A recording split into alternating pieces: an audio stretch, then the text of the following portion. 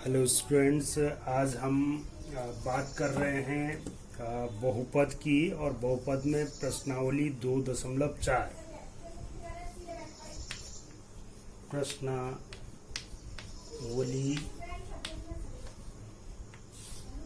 2.4 की। अब इसमें हमारे पास जो चीज़ें आएंगी वो पहला प्रश्न है कि बताइए कि निम्नलिखित बहुपदों में से किस बहुपद का एक गुणनखंड x+1 है। तो क्वेश्चन नंबर 1 देखते हैं। गुणनखंड दे रखा है x+1 और ये बताना है हमने कि इनमें से किसका, जैसे पहला है कि x³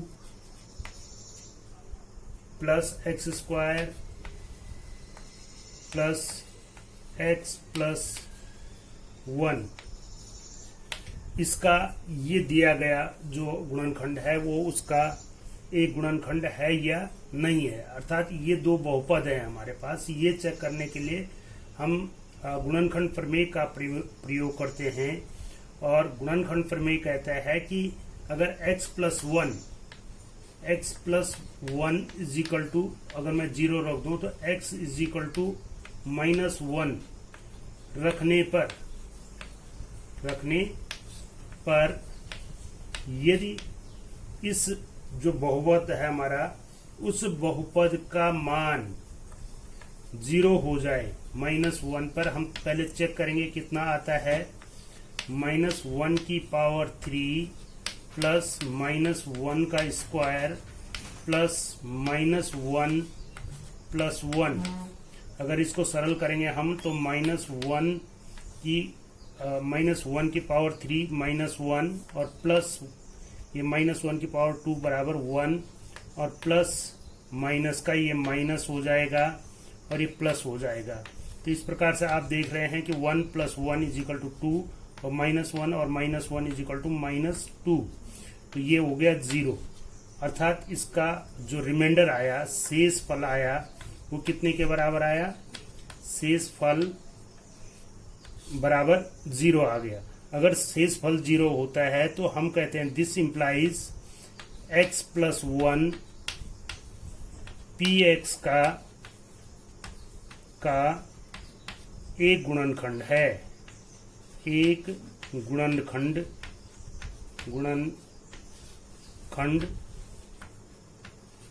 है। ये हमारा आंसर हो जाएगा।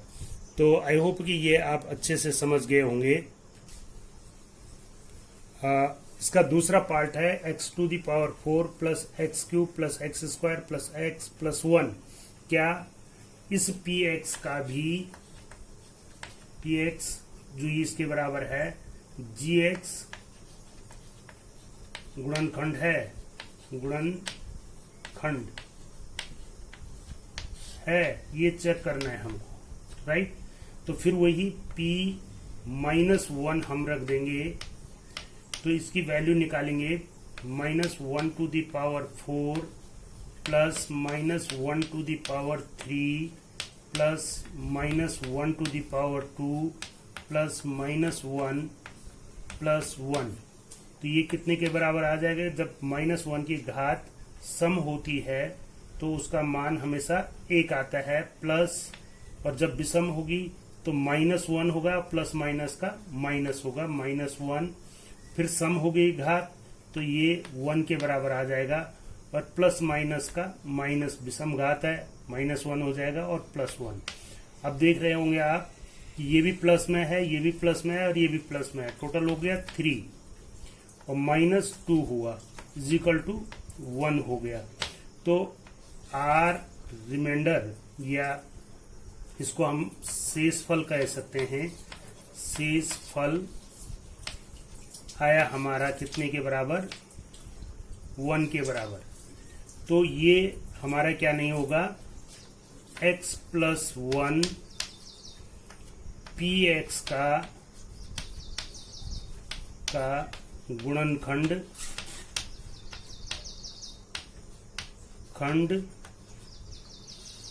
नहीं है, ये हम लिख देंगे। तो इस प्रकार से हमारा ये दूसरा पार्ट होता है।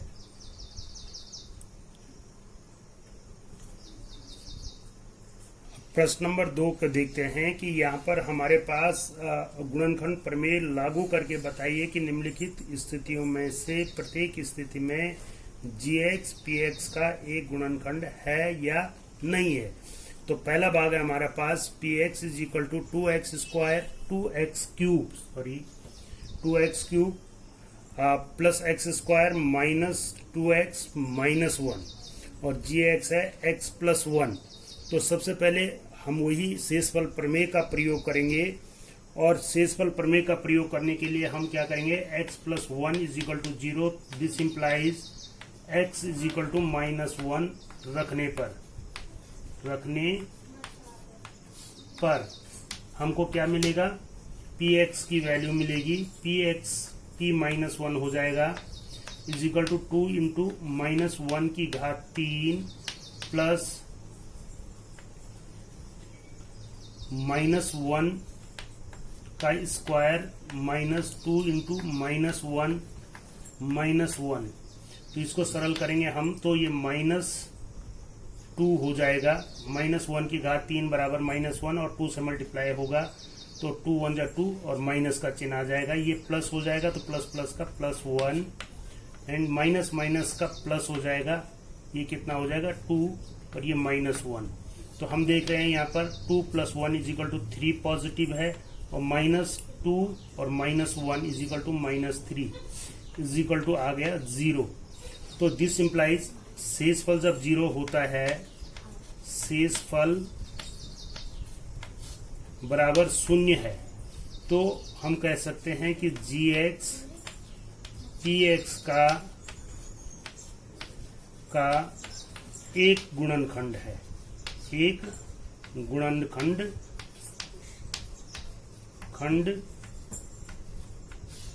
है, राइट।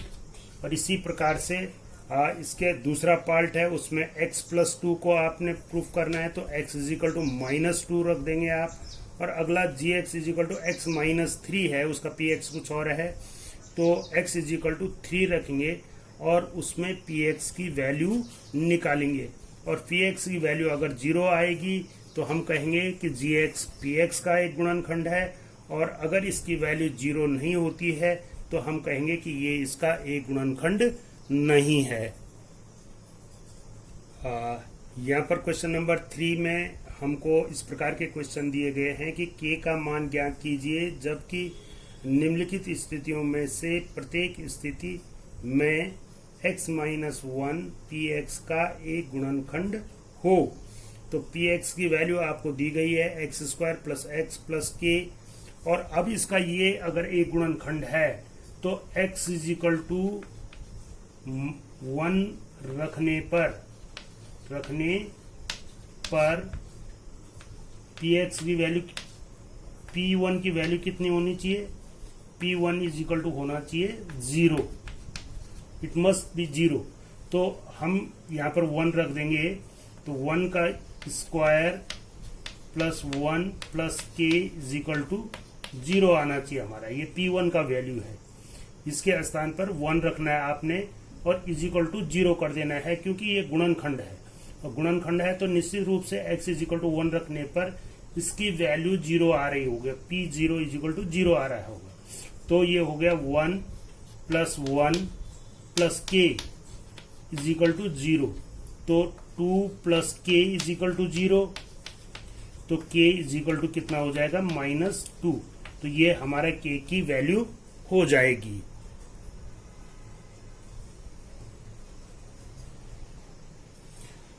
अब हमारे पास प्रश्न नंबर 4 है, जो बहुत ही इंपॉर्टेंट क्वेश्चन है कि गुणनखंड ज्ञात कीजिए। हम इनके गुणनखंड कैसे ज्ञात करेंगे, तो ये एक सिंपल मेथड है। इसमें पहला पार्ट मैं आपको करवा रहा हूँ, आप ध्यान से देखेंगे कि 12x square minus 7x plus 1, और इसकी तुलना करेंगे जो मानक बहुपद है ax square plus bx plus c से। यहाँ पर हमको जो वैल्यू मिलेगी, a की वैल्यू मिलेगी वो है 12, b की वैल्यू है -7 और c की वैल्यू है 1। यहाँ पर अब बच्चों हमको क्या करना है, a और c का गुणा करना है। a c का गुणा हो गया 12 गुणा गए 1 बराबर 12, राइट। अब इस 12 के ऐसे दो गुणनखंड करने, अगर ये धन आता है तो ऐसे दो गुणनखंड जिनका योग कितना आना चाहिए, b के बराबर आना चाहिए। तो कुछ देर के लिए अगर 12 को आप गुणा करेंगे तो 12 के दो गुणनखंड हुए 4 गुणा गए 3, 4 तियां 12 होता है और 4 धन 3 बराबर क्या होता है, 7 होता है। तो इस प्रकार से हम जो इसका बीच का पद है उसको ब्रेक करते हैं और इसके, चूंकि इसमें 3 पदों वाला ये व्यंजक है और इसको 4 पदों में विभक्त करते हैं। तो ये हो जाएगा 12x² माइनस इस 7 को लिखा मैंने 4 धन 3 और ये प्लस x प्लस 1, राइट। कोई अंतर नहीं हुआ, 4 3 7 हो गया। ये तरीका केवल इसको तोड़ने का है। अब ये हो गया 12x² minus 4x plus 3x, right. अब प्लस 1। अब इसके दो दो के जोड़े बना दीजिए। इसमें क्या कॉमन आ गया, 4 और x कॉमन आ जाएगा। 4 तियां 12, 3 x बचेगा और 4x पूरा कॉमन आ गया तो वहां पर कितना बच जाता है, 1। और प्लस इसमें कुछ भी कॉमन नहीं है, इसका मतलब 1 कॉमन है। जब हमको कुछ न दिखाई दे रहा हो तो उसका गुणांक 1 होता ही है। तो 3x प्लस 1 हो गया। अब इन दोनों में अगर हम देखेंगे तो क्या आ रहा है, 3x प्लस माइनस 1 गुणनखंड हमें कॉमन आ गया। दूसरा हुआ 4x प्लस 1। तो इस प्रकार से ये इस दिए गए बहुपद के दो अभिष्ट गुणनखंड हैं। तो आई होप कि आप इसको समझ पाए। अब मैं इसका प्रश्न नंबर 4 का ही तीसरा भाग ले रहा हूँ, तीसरा प्रश्न ले रहा हूँ। ये थोड़ा सा उससे अलग है। तो हम यहाँ पर तुलना करेंगे। a की वैल्यू कितनी हुई, 6, b की वैल्यू कितनी हुई, 5 और c की वैल्यू कितनी हुई, -6, राइट। अब मैंने कहा था ac का मान ज्ञात करना है तो 6 गुणा गए -6 कितना हो गया, -36। और जब भी ac की वैल्यू ऋणात्मक आए तो इसके ऐसे दो गुणनखंड होने चाहिए जिनका अंतर कितने के बराबर होगा, 5 के बराबर होगा। अब देखिए 36 के गुणनखंड आपके पास 6 छक्के 36 हो सकता है, लेकिन दोनों का अंतर कितना हो गया, 0 हो गया। दूसरा है 9 चौको 36 और 9 माइनस 4 बराबर 5 होता है। तो इसका मतलब ये सही है हमारा। 36 को क्या लिख सकते हैं हम, -9 गुणागे 4। और ये दो गुणनखंड जो होंगे ये 5 की वैल्यू में तोड़ देंगे हम। ये हो जाएगा 6x² plus 9 minus 4 that is 5x minus 6, ठीक हो गया। अब इसको ब्रेक करेंगे, 6x² plus 9x minus 4x minus 6। अब इसके दो दो के जोड़े बनाएंगे आप। तो पहले जोड़े से क्या कॉमन मिल रहा है, 6 और 9 में क्या कॉमन है, 3 कॉमन है। और x² और x में क्या कॉमन है, x कॉमन है। तो यहाँ पर देखिए 2 बच गया, 3 दूनी 6 और x कॉमन लिया तो x² से x बच जाएगा। प्लस 3 कॉमन लिया 9 में से तो 3 बच गया और x बाहर ले लिया तो कुछ नहीं बचा x का। तो ये एक गुणनखंड हो गया। माइनस, अब इन दोनों में क्या कॉमन मिल रहा है हमको, 2 कॉमन मिल रहा है। 2 जब मैंने कॉमन लिया और माइनस भी कॉमन ले लिया तो ये ऋण वाला धन हो जाएगा। 2x और 2 तियां 6 प्लस 3। अब देखिए आप कि 2x प्लस 3 हमारा क्या बच गया है, एक गुणनखंड हो गया जो दोनों में कॉमन है। और दूसरा गुणनखंड बना 3x माइनस 2। तो ये इसके क्या हो जाएंगे, अभिष्ट गुणनखंड हो जाएंगे। 2x plus 3 into 3x minus 2। तो आई होप कि ये गुणनखंड करना अब आपको ठीक से समझ में आ गया होगा। और इस प्रकार से अगला क्वेश्चन हम देखते हैं। देखिए ये प्रश्न नंबर 5 हमारा त्रिघातीय बहुपद है और हम जानते हैं कि जिस बहुपद की जितनी घात होती है उसके उतने ही गुणनखंड भी होते हैं, अर्थात उतने ही शून्यक भी होते हैं। तो इसमें निश्चित रूप से हमारे पास 3 इसके गुणनखंड होंगे। तो इन 3 गुणनखंडों को कैसे हम ज्ञात करेंगे, इसके लिए आपको शेषफल प्रमेय और गुणनखंड प्रमेय का प्रयोग करना पड़ेगा। इसमें सबसे पहले हम x की वैल्यू रखते हैं, x is equal to +-1 +-2 up to so on, और वहां तक चेक करते हैं जब तक कि इसकी वैल्यू p की वैल्यू क्या ना हो जाए, इसका शून्य न हो जाए, तब हम एक गुणनखंड निकाल सकते हैं। जैसे x की वैल्यू मैंने 1 रखी तो p1 का मान निकाल लूं मैं पहले एक बार प्लस रख करके, तो 1 का क्यूब -2 इंटू 1 का स्क्वायर -1 + 2, तो ये कितना हो गया कि 1 - 2 -1 + 2, राइट। 2 और 3 - 3 इज इक्वल टू 0 हो गया। This implies x is equal to 1 रखा था हमने, x is equal to 1, this implies x - 1 एक गुणनखंड है, गुणनखंड होगा ये। अगर ये इसका गुणनखंड है तो अब अन्य 2 गुणनखंड क्या होंगे, इसके लिए हम बहुत आसानी से इसको क्या कर सकते हैं, इससे भाग देंगे हम px को।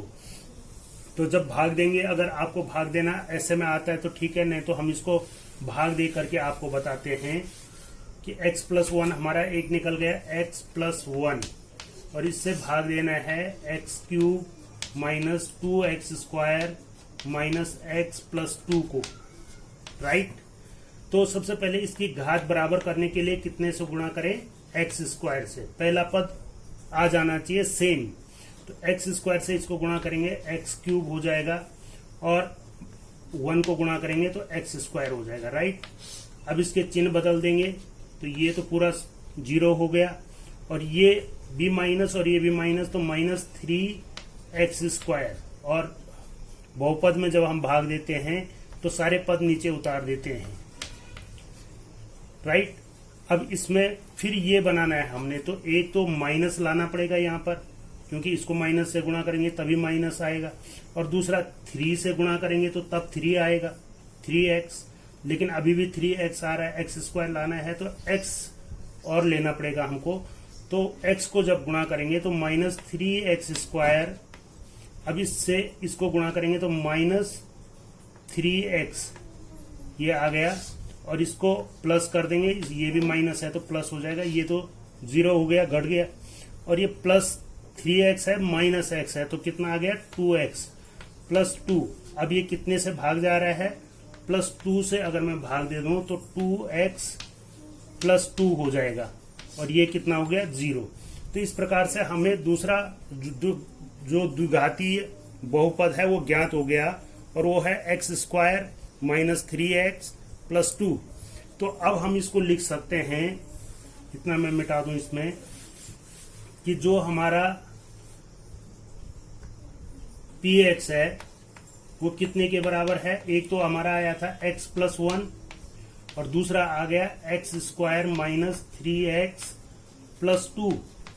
अब आप जानते होंगे इसके भी 2 हो सकते हैं, और ये हमने पहले ही मैं बताया है आपको। तो x + 1, पिछले क्वेश्चन में हमने यही चीज की थी कि 2 × 2, तो x² के इस 2 के ऐसे 2 गुणनखंड जिनका योग 3 हो जाए, तो ये क्या हो जाएगा, -2 + 1, 2 × 2 x + 2, राइट।